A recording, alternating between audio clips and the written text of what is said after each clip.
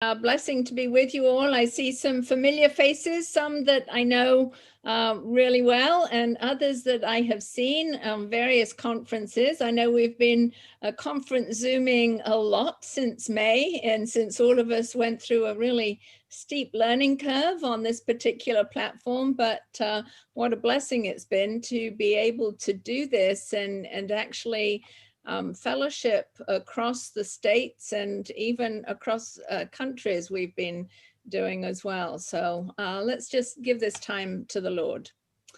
Lord, we do thank you. Thank you for this that you have provided in years past with pandemics where people were so very isolated without the means to communicate as we have now. So we do thank you for that blessing.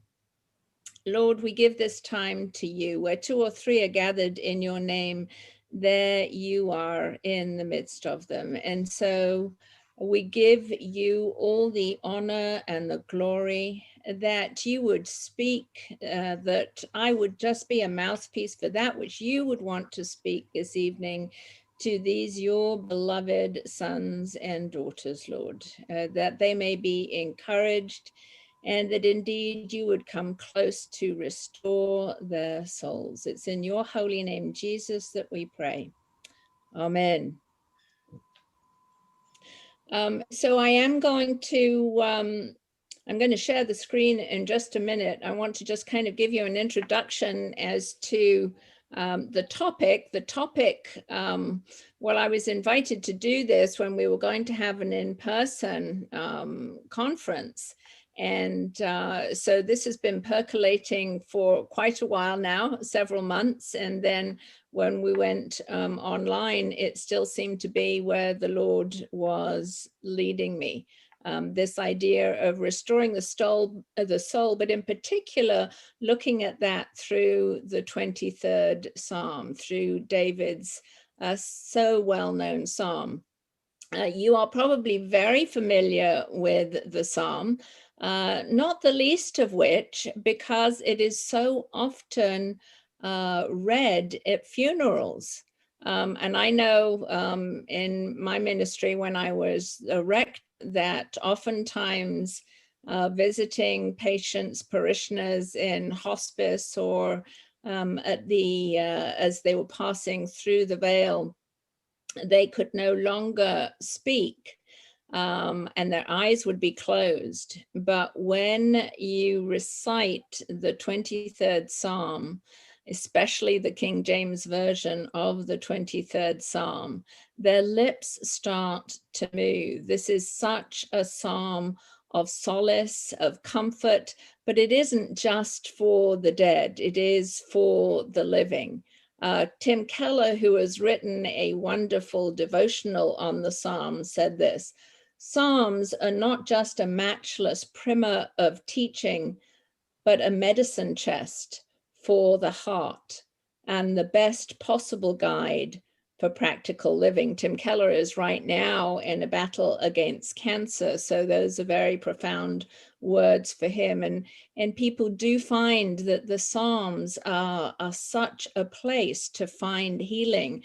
So I encourage you, if you don't already have that as a devotional for yourselves, especially in this time. I don't know about you, but I go through cycles where I'm really, really, really weary. And I have nothing to be weary about. I am just weary. And then there are other times when I'm perfectly fine. It just kind of comes and goes. And so we look to the shepherd to restore us, to take away that weariness. I think there's a weariness about anxiety. We've gone through this season of elections with heightened emotions. We've gone through a season for a lot of people with just fear, a lot of fear that comes to us through the media, through lots of different places. This pounding on about the pandemic all of the time. I tend to switch my TV off anymore because that is the voice, that's the narrative that we're all hearing. But David was a man acquainted with living through a lot of situations of fear. As a young boy, he was a shepherd lad out in the fields, strong. He fought bears and lions, and so he could have been fearful for the animals, the wild animals around him. As a young lad, he stood against Goliath, but then he was also at the end of a spear from Saul, the insanity of Saul, who went after him.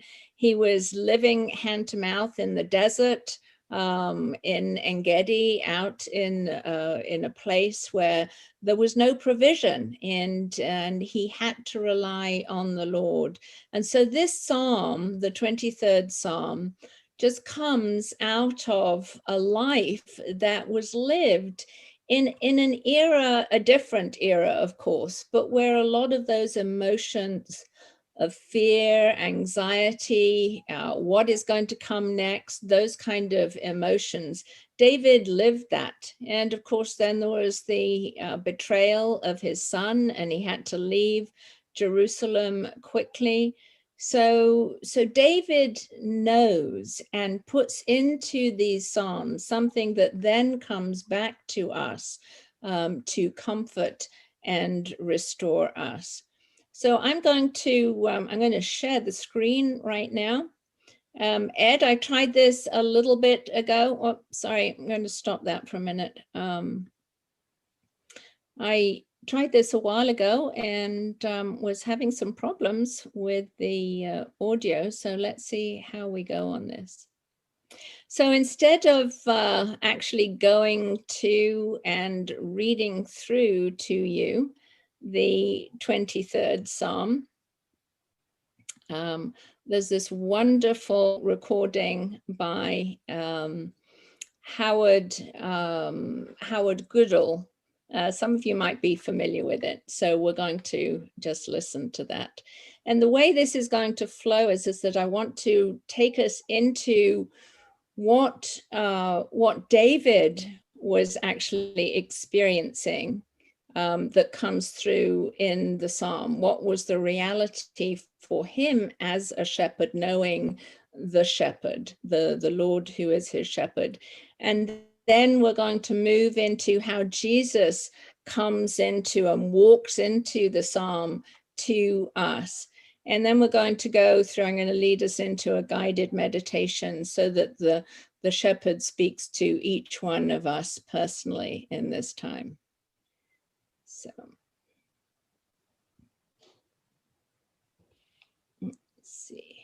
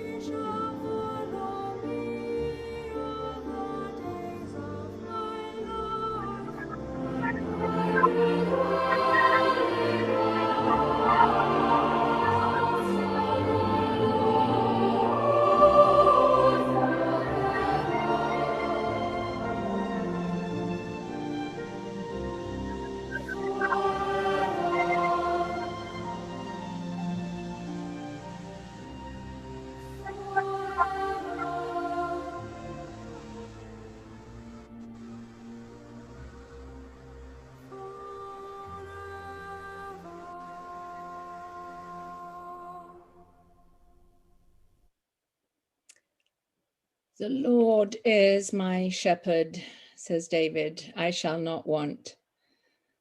The earliest Christians, these are from the catacombs in Rome. So the shepherd, the good shepherd, with the sheep, bringing the lost sheep home, is just part of our Christian heritage, very, very early Christian heritage. David knew the Lord as his shepherd. David knew the rigors of being a shepherd in some very tough places. The Judean desert is an unforgiving place. But Ezekiel, writing 500 years after David, writes this. God speaks through Ezekiel to the people.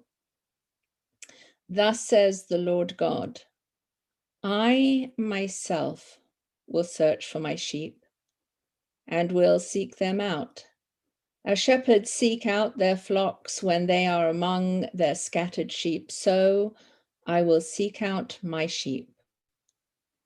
I will rescue them from all the places to which they have been scattered on a day of clouds and thick darkness. I will bring them out from the peoples and gather them from the countries, and will bring them into their own land. And I will feed them on the mountains of Israel by the watercourses, and in all the inhabited parts of the land I will feed them with good pasture, and the mountain heights of Israel shall be their pasture. There they shall lie down in good grazing land, and they shall feed on rich pasture on the mountains of Israel. I myself will be the shepherd of my sheep, and I will make them lie down, says the Lord God.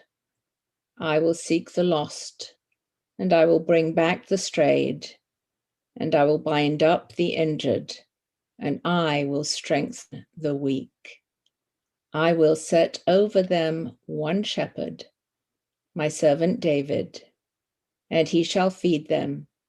He shall feed them and be their shepherd, and I, the Lord, will be their God, and my servant David shall be prince among them. I, the Lord, have spoken. And of course, the Lord is speaking through Ezekiel about Jesus, who is the Messiah in David's line, because this is again written 500 years after the reign of David.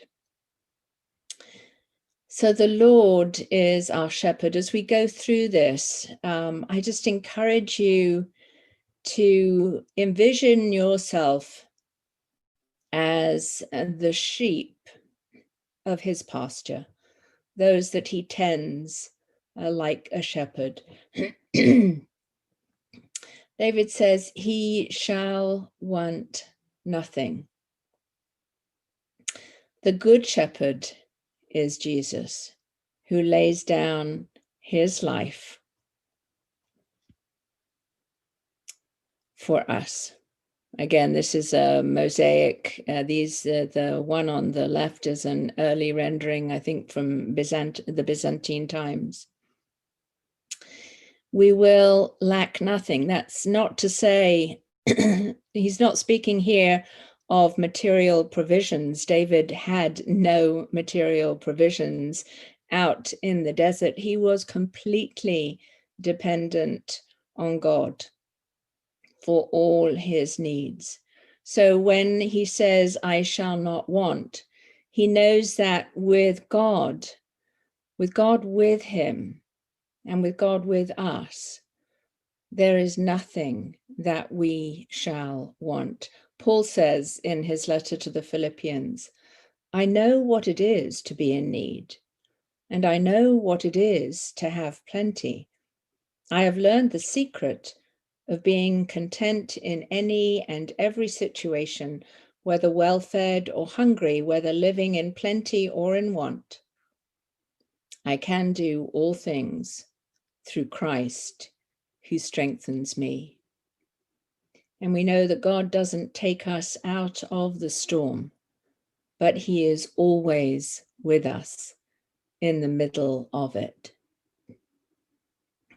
The Lord is my shepherd, is your shepherd, and therefore we shall want nothing. He maketh me to lie down in green pastures. The picture on the left there is actually from pastures near my brother's home in England. You probably know that England is covered with sheep pastures in many of the counties. This is one where there are a lot of sheep. The pastures are very green, bucolic, like that, and the sheep are just let out to pasture. And the shepherd will go out, the farmer will go out and look after them every once in a while. When it comes winter, he brings in food for them into the food troughs. The picture on the right is the Judean green pastures. That's not what we think of when we think of this psalm, but that's actually the green pastures that David was shepherding his sheep in. If you can see the small pathways on there, those have been made over centuries by sheep grazing on those pastures. And so this is a very different kind of environment to feed the sheep. There's very little grass. You need the shepherd. The sheep absolutely need the shepherd. Living in the wilderness, they are completely dependent on the shepherd. And they don't have to focus on what they don't have, but what they do have, because the shepherd always provides just what they need. But shepherds would also, in this environment, they would be responsible for removing rocks, for removing rubble, so that these small little plants could actually grow. So they tended the land as well as the sheep. So that if you think about this, when he leads you, makes you to lie down in green pastures, this is where he is providing one clump at a time. In other words, we don't get the big picture. We just trust the shepherd to bring us where there is enough food for our spirits, for our emotions, physically. This is where he will lead us. So as we're going through this, the rocks that the shepherd removes, what are some of the rocks that the shepherd needs to remove in our lives? The rocks of memories that need healing so that new growth can come forth.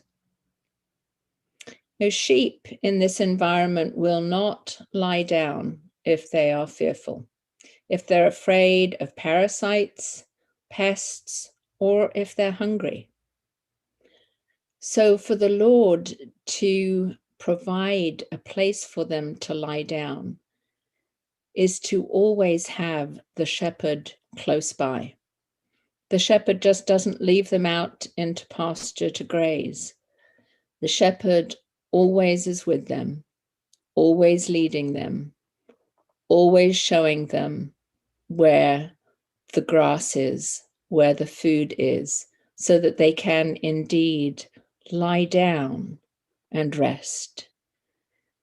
So we know that as the Lord removes those rocks from the places in our heart, from anything that is coming against us, he is providing the spiritual nourishment for us, that we may lie down and rest in green pastures.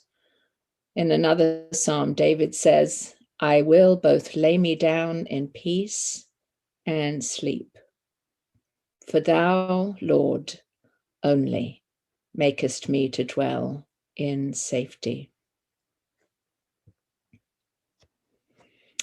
He leadeth me beside the still waters. Again, the picture on the left is from a brook not far, a small stream from not far from where my brother lives in Northamptonshire. Actually, that one might be from Devon, but there's a lot of lush trees around. The one on the right is from Engedi.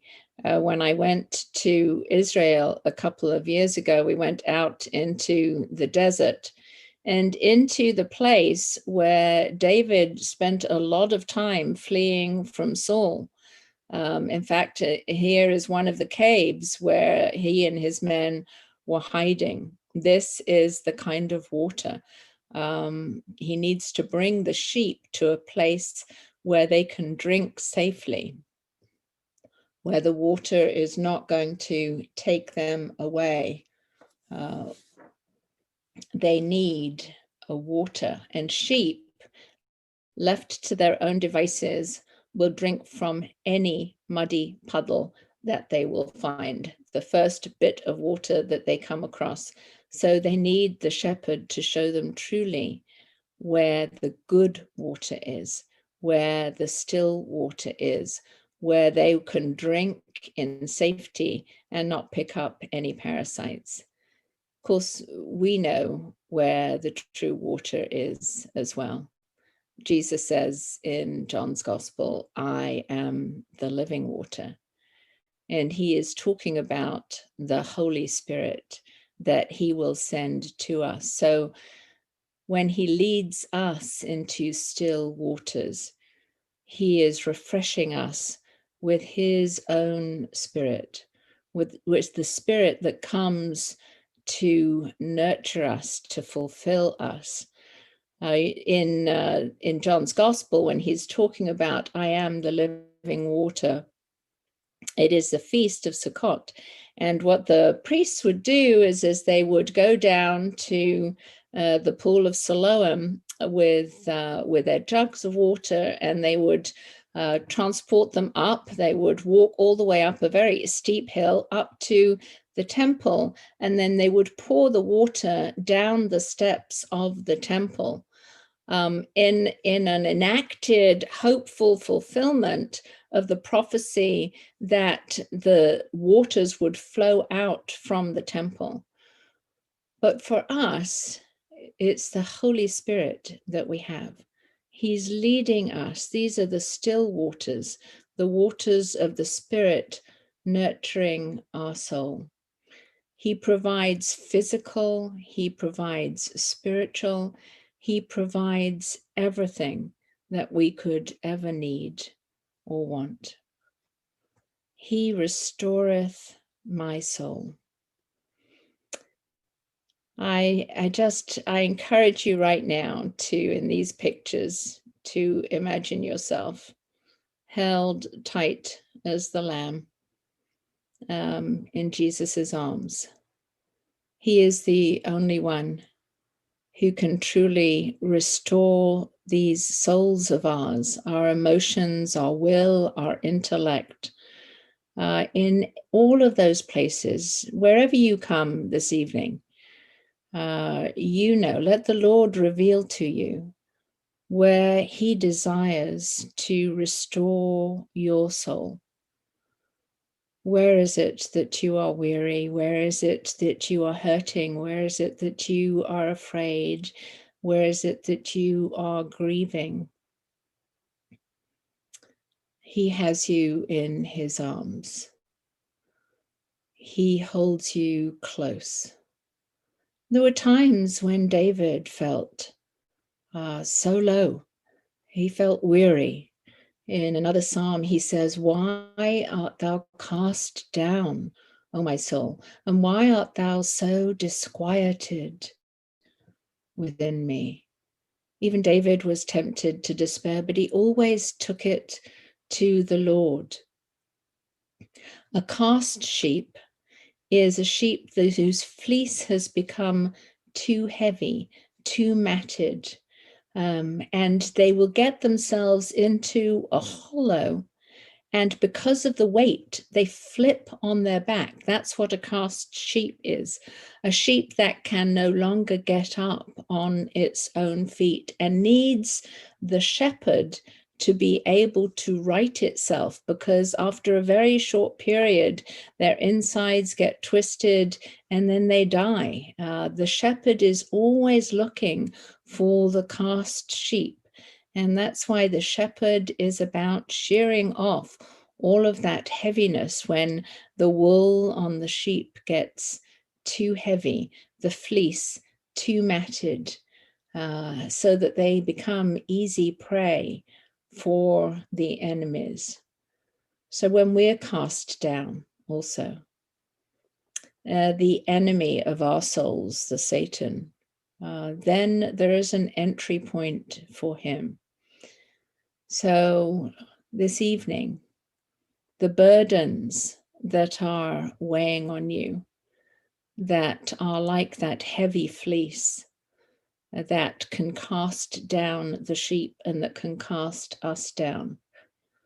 He wants to come and shear it off, take it off, just clip it off from you, take off that burden, take away the dirty, matted fleece. Will we allow him to do that for us? Will we allow him to take off what burdens us so that our souls can be restored? Will we trust the hands of the Good Shepherd? Will we trust that he wills what is good for us because he is the Good Shepherd?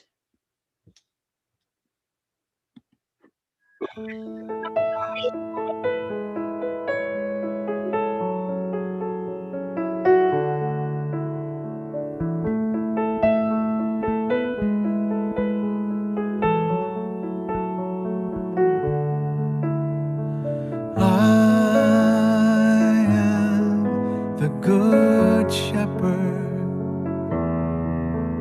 I lay down my life for you.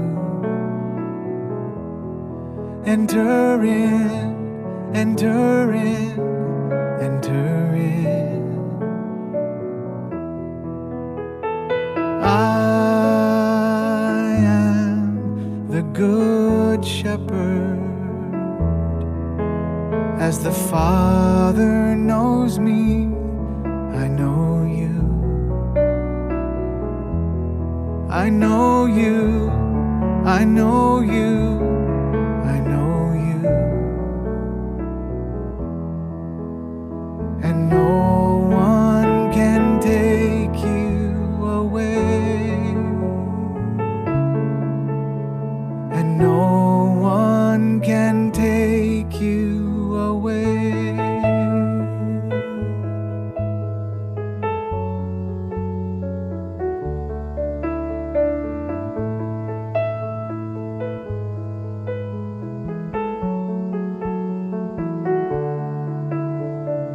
You are the good shepherd. You lay down your life for me. Enter in, enter in, enter in. You are the good shepherd. As the Father knows you, you know me. You know me, you know me, you know me. And no one can take you away. And no one can take you away. And no one can take you away. And no one can take you away.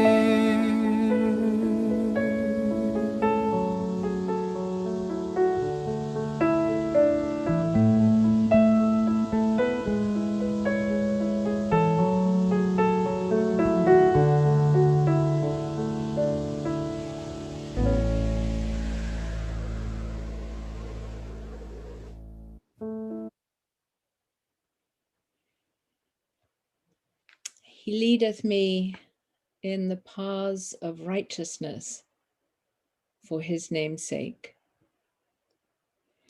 Paths are difficult to maneuver in the Judean wilderness, but the shepherd always goes out ahead. In England, the shepherd kind of comes behind, oftentimes with sheepdogs. We see sheepdog trials. But David would have led his sheep. He would have gone out ahead and he would be calling them by name. He would know each and every one. And so our good shepherd, Jesus, who comes to us, leads us. He goes out ahead of us. Now, there have been times in my life where I have gone out ahead and said, come on, Jesus, are you coming along where I'm going? And every single time I end up in those ravines down there when I do that. And I'm sure you can associate with that as well, some of you. But when the Lord leads, he takes us into paths of righteousness. He takes us along the right paths. Sheep left to their own devices will go over the same ground over and over and over again until there is nothing left except dust, mud, or desert waste. They will not move from one place to another unless the shepherd leads them. This is so true for us and our spiritual lives. Jesus is the one way. He is the path, and he leads us on the path, the one path into righteousness. It's never enough just to say, I am saved. His desire is always to lead us deeper in, higher up into him. For there is wholeness and fullness of life. The shepherd will lead us. The shepherd leads you and me. When we try and lead our own lives, we end up in those craggy ravines, or we just go in circles and create a dust bowl in our lives. But it's listening to the voice of the shepherd, waiting patiently and following where the shepherd leads, because it's all for his name's sake. He is glorified in the leading and in our following, in our obedient following after. And this is maybe the most familiar verse in the psalm. Yea, though I walk through the valley of the shadow of death, I will fear no evil, for thou art with me. Thy rod and thy staff, they comfort me. The thing about the Good Shepherd is that he will never lead his sheep where he himself has not already gone. And he has already gone through the valley of the shadow of death. He has walked through death and he has come out alive the other side. We need not fear the valley of the shadow of death, for he is with us. He will never leave us. Oftentimes when we're through those dark places, of course, we don't necessarily feel the touch of the Good Shepherd beside us. It's that wonderful footprints in the sand poem, where they see just one set of footprints after there have been two. They say, Lord, did you leave me in my deepest place of need? He says, no, that is when I carried you. There is one set of footprints because I carry you through the valley of the shadow of death, through those dark places, through those places where you find no strength to walk anymore. And the rod that David as a shepherd boy would have used was to fend off wild animals. It was so that he could protect his sheep. And the staff, the longer staff with a crook at the end, was to be able to get those sheep that had fallen down ravines where the shepherd could not scramble, where the shepherd could not go, but the staff was long enough to crook around the neck of the sheep to bring them back to safety. And that's why they are a comfort. For us, God's word is our protection, and his Holy Spirit our comfort. He comes looking for us, never leaving the one to the ravine and to death, but always coming after. This is the protection for us, God's word and his Holy Spirit with us on life's journey. And this is why when we enter into the dark places, we can remember what we have learnt in the light, so that when we have come through those valleys, we can help other pilgrims on the journey with us. Thou preparest a table before me in the presence of mine enemies.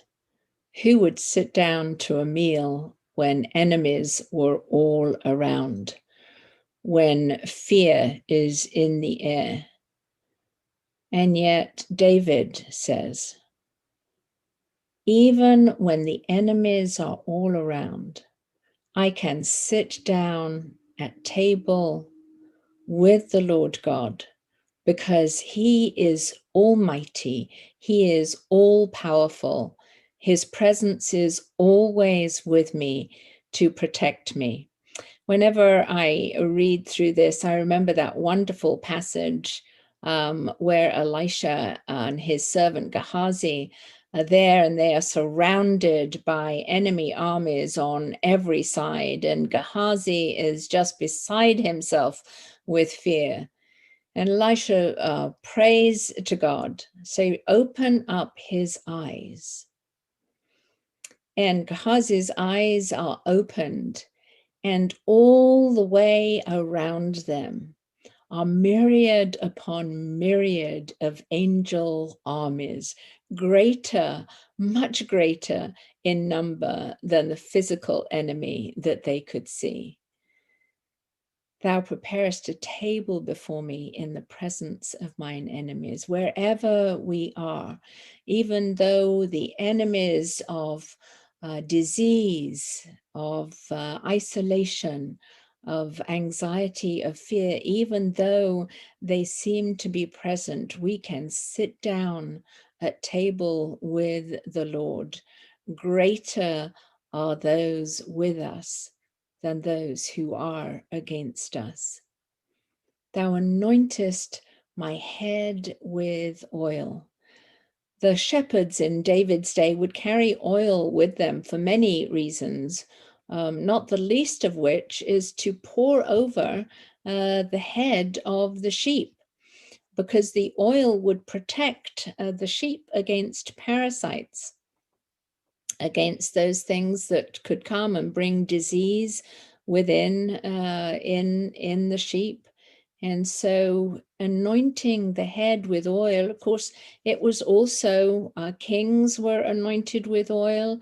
Of course, we know that we are called, James invites us to anoint those who are sick, who are in need of healing.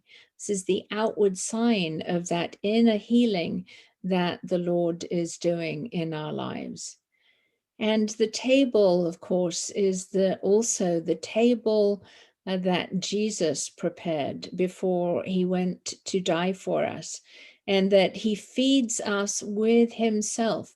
In the presence of our enemies, he comes and feeds us with his very own body and blood. This is true food. This is true nourishment.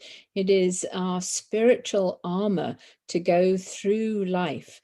that when we come and receive the body and blood of our Lord, there, even in surrounded by enemies, we are fed and sustained by the Lord.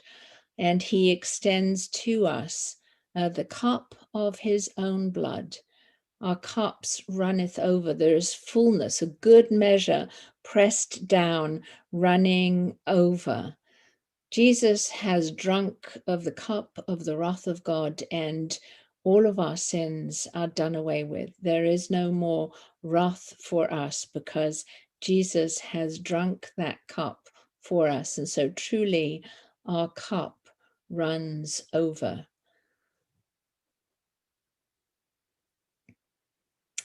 And in the end, surely goodness and mercy shall follow me all the days of my life, and I will dwell in the house of the Lord forever. The Good Shepherd is always with you, will always be with you and I, in green pastures, beside still waters, on mountain tops and in valleys. He'll lead us on sure pathways and give us of himself to protect us from all our enemies. His goodness and his mercy follow us all the days of our lives, always. And at the last, his hand will hold you as you step through the veil into his nearer presence. He will be with us forever into eternity. We will dwell in the house of the Lord. And the words of the song, be still, my soul. Thy God doth undertake to guide the future as he has the past. Thy hope, thy confidence, let nothing shake. All now mysterious shall be bright at last. Be still, my soul. The waves and winds still know his voice, who ruled them while he dwelt below. The King of love, my shepherd is. His goodness faileth never. I nothing lack if I am his, and he is mine forever.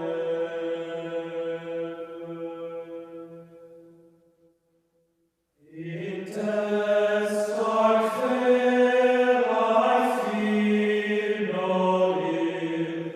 With thee, dear Lord, beside me, thy rod and staff my comfort still. Thy cross before to guide me.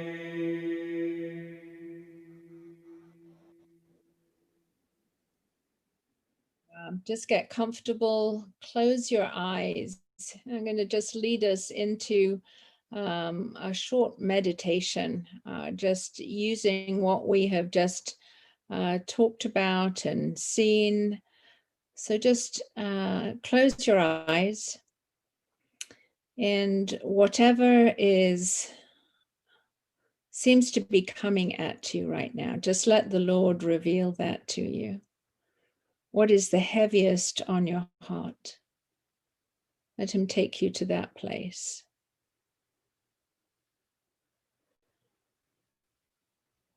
And then see that fade as you see Jesus as the shepherd coming towards you. Your eyes on him and him alone. The good shepherd laid down his life for you.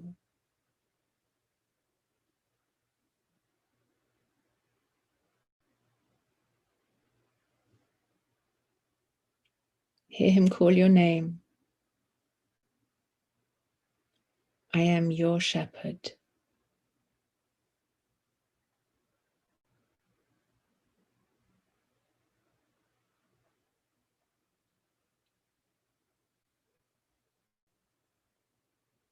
He is all sufficient. Let him show you the sufficiency of having the good shepherd. See where he takes you.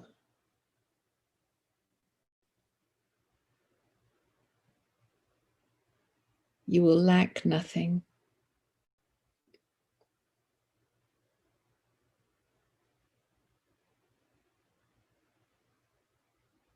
And as you walk with him, let him reveal to you those rocks, those memories, those places that need healing so that new grass can grow, newness in your life.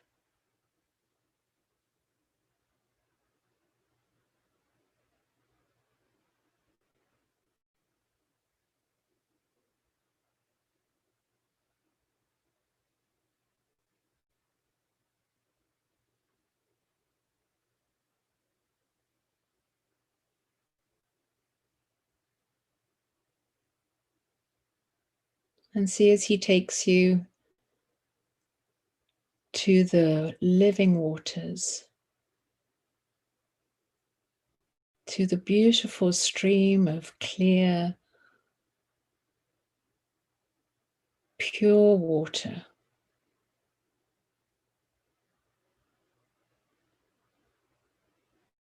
See as he offers it to you to drink.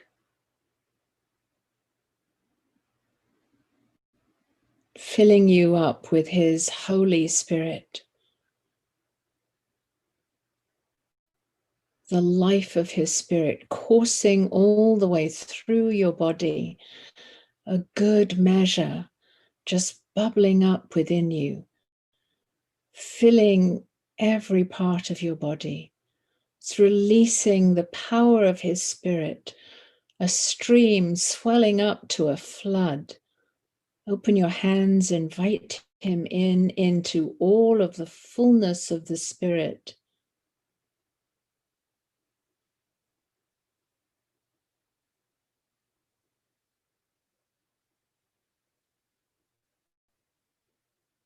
And let that shepherd take off the burdens, that matted coat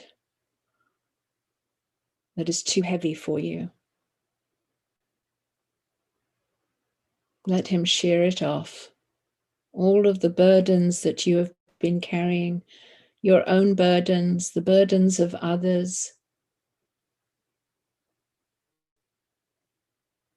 He invites you to release them to him. Those who might have hurt you, release them from your judgment. And let that oil, his healing salve, pour into old wounds so that you see new life.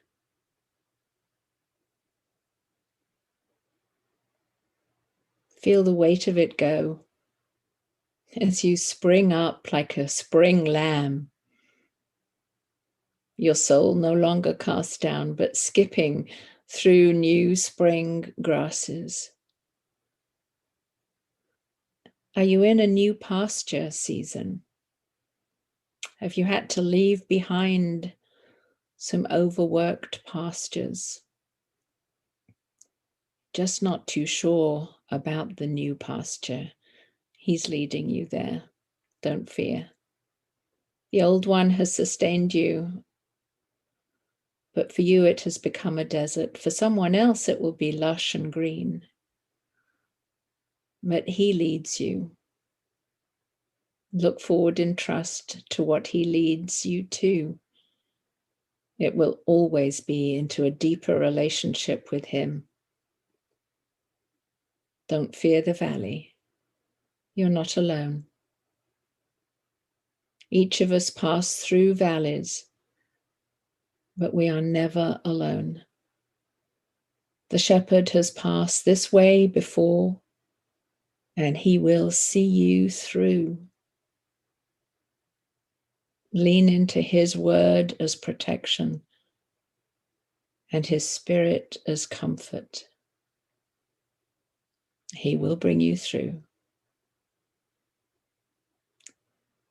Does it seem that you're surrounded by enemies, those seen and unseen, disease, fear, grief, relationship issues, financial issues? He's prepared a table for you to feed on himself. And that food can overcome the beast that prowls. The enemy that wants to take your soul, he will have none of you, because the good shepherd is there.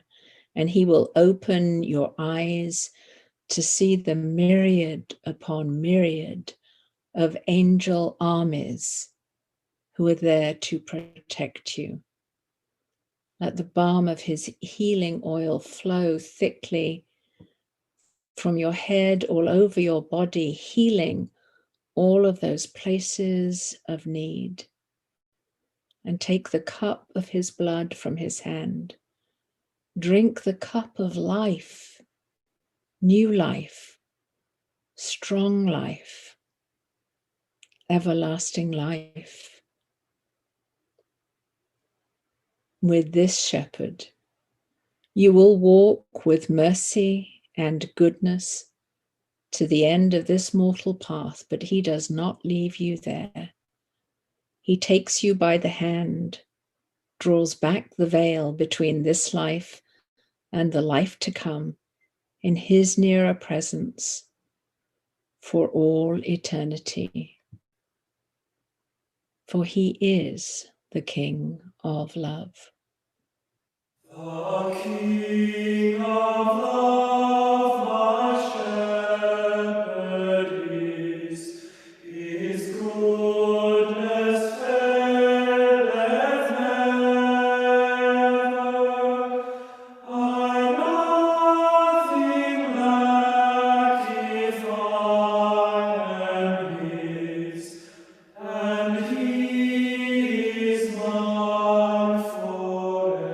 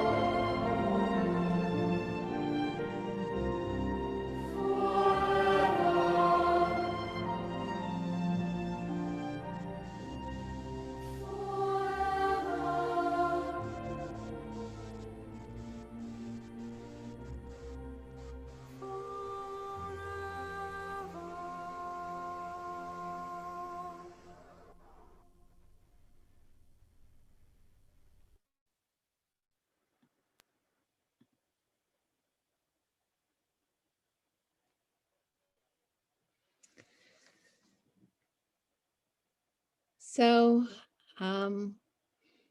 now's the time for sharing. And I just invite you, we hear so much